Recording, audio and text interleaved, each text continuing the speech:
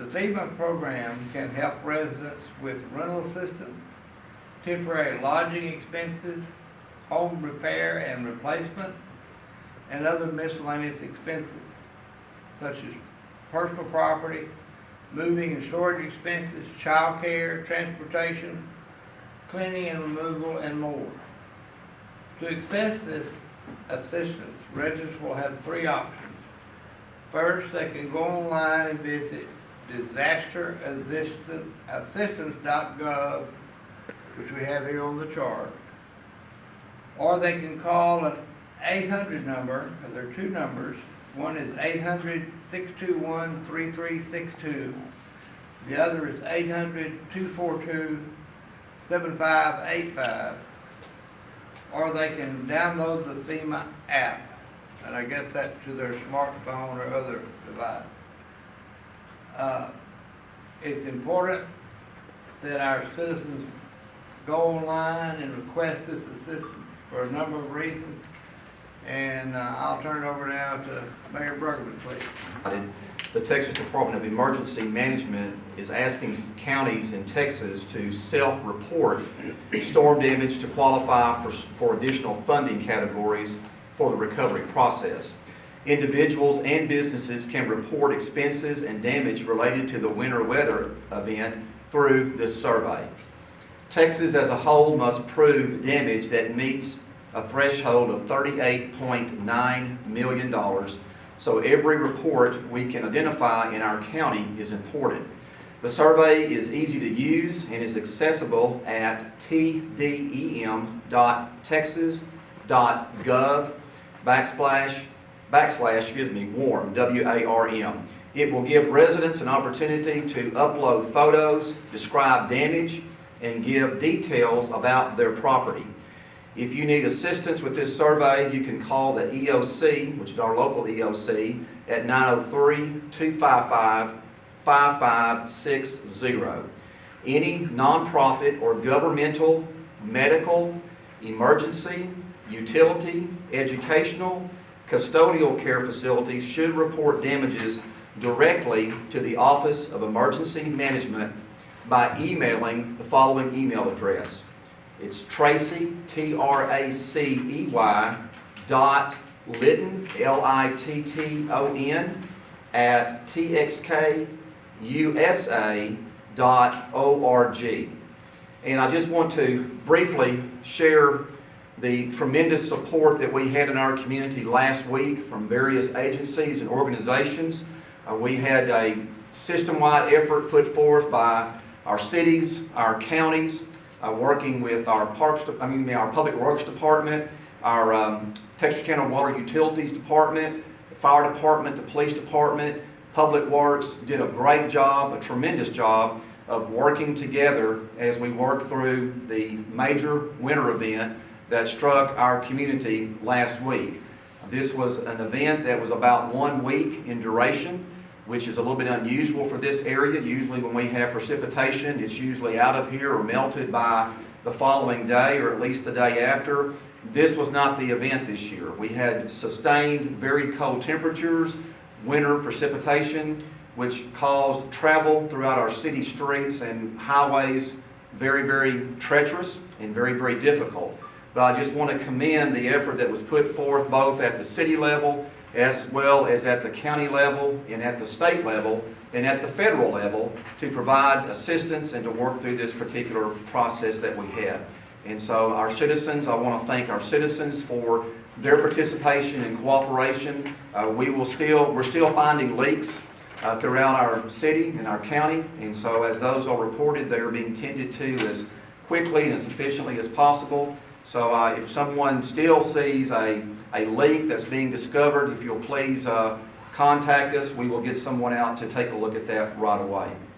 At this time, I'd like to turn the podium over to Eric Slaughter, who is our Texarkana, Texas Fire Chief and also oversees our Emergency Operations Center. Chief?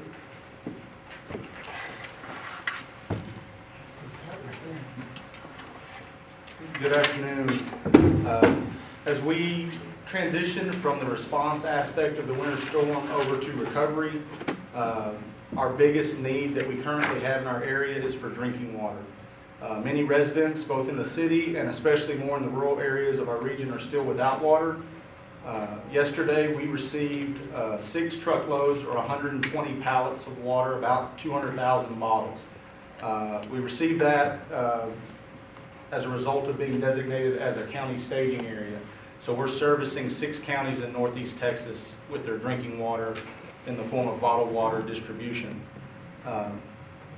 If you or someone you know is in need, we will be giving away cases of drinking water locally at our Emergency Operations Center, which is located at 1101 West 21st Street. And that's going to be from 10 a.m. to 4 p.m. Every weekday until supplies are depleted. You can also call our EOC hotline that the mayor gave out a minute ago. That's 903-255-5560. And we can deliver quantities of water to facilities that need it. We have gotten water to each of the 6 counties that we're servicing, and we've met most of our major needs. We're now transitioning into those smaller deliveries to make sure everyone's taken care of.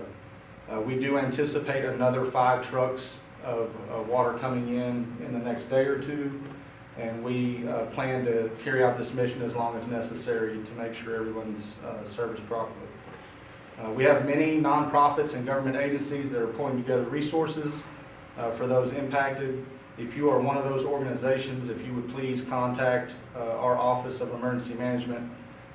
We'd like to be aware of what you're offering so that we can help connect citizens to you and spread that word as best we can. You can connect with us on Facebook at Texarkana OEM or by emailing tracy.litton@txkusa.org or calling our number 903-255-5560. And then lastly, I'd like to encourage everyone. Our problems with our water system have nothing to do with the water system as a whole. It's fully functional and there are no major issues being dealt with. Our problems that we're experiencing are more in the form of a bunch of little problems. So kind of like the saying goes, death by a million scratches. So all those little leaks, those leaks in houses are adding up into a big problem. So we encourage everyone to check your house. These leaks can be subtle and hard to notice. One easy way to check for a leak is to turn off water in your house and then go look at your water meter. If it's still spinning with everything off, then you have a problem at your house. And you can contact us at the EOC and we can help connect you with ways to get those problems fixed or how to get your water shut off until you can get them assessed. And we ask for everybody's patience as we go through this time. None of this is fun, but everyone's working hard and we're trying to get everything taken care of as quickly as we can. It's two separate things. Okay. And the reason to apply or to enter those damage assessments is that it opens up funding categories in FEMA. So it may not have an impact on the individual assistance side, but it could have an impact on the public assistance side, which is how the cities and governments recover money for the expenses, which in turn really is saving taxpayers money. So it's all the same pot one way or the other, whether it's your own individual house or whether it's the city that you live in. You fund the city with your taxes or you fund your household through your earnings. But either way, those assessments help the state qualify for more funding from the federal government, and they're absolutely essential. When we were asking for all damages to be reported, is there like a monetary minimum with the program? No, those assessments, it just goes in and it becomes cumulative. So we want every assessment that can go into the system. So if somebody lost a $500 chicken coop, absolutely. let's put it on. Let's put it in there. Let's get it counted because it'll add up in the big scheme of things and help the state and the city and county with funding. Yesterday, midday, there had only been 36 assessments entered into the system for Bowie County. And I would say that could easily be 36,000. I mean, we know everyone was impacted in one way or the other. So every little bit of damage should be reported. Yeah, every little bit helps. And from what I understand, the process is pretty simple to put in the damage assessment. And if you need assistance with that, you can contact our office and we'll help guide you through it. What's that number? 903-255-5560.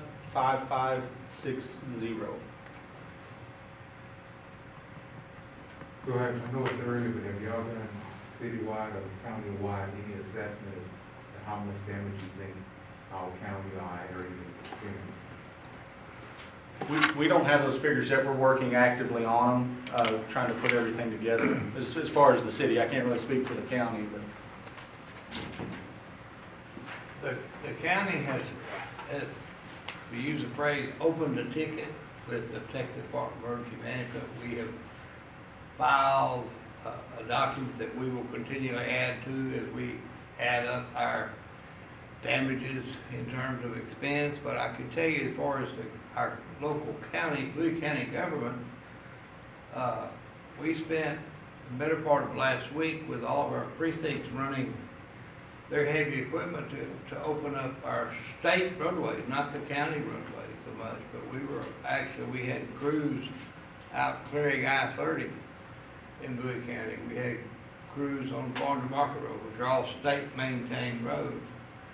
So we had the expense of the gasoline, the overtime for the operators, and in addition to any damages that our individual cities. Our biggest problem, as y'all probably know, in Bowie County was our water supply, corporations and municipal water supplies. So almost, as far as I know, all of them were affected with frozen and burst pipes of one type or another. The large water lines, of course, cause major problems with all the water supplies.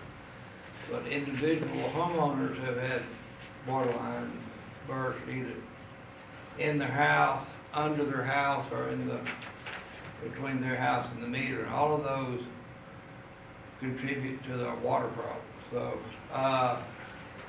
and our school districts as well, all of that will be included under the county damage assessment. So we're gathering reports from the municipal water companies, we're gathering reports from the school systems, and we will add all that up and we will file that on behalf of those entities. Is there anything being done for the loss of business, the local businesses that were closed for 5 days with this? No, other than they can file one of these assessments. So that can be included, loss of income? Yes, a business can claim a claim just like an individual can for a resident. So, and it's real important because this category of funding from FEMA, we've got to reach a threshold and then we can move on and get more reimbursement.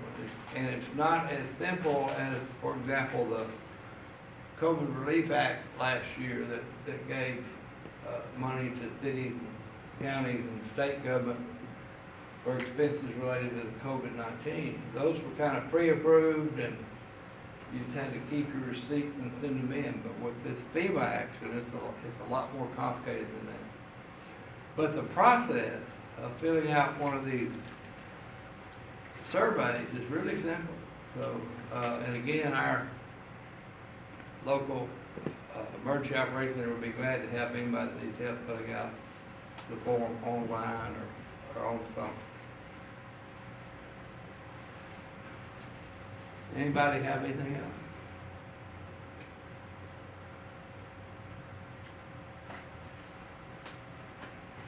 All right, well, thank you. Judge, is there any comments on the pictures going around about the Arkansas roads being more clear than Texas side? Mayor? We don't have anybody here from Public Works, Mayor, do we? I'll let the mayor speak to that if he wants to. I think that everybody cooperated last week and got the street open as quickly as we could and as safely as we could. And just because there was a picture taken at any point in time, I would say all that represents is one point in time. But I don't know. If the mayor knows more than that, I'll let him answer. Okay.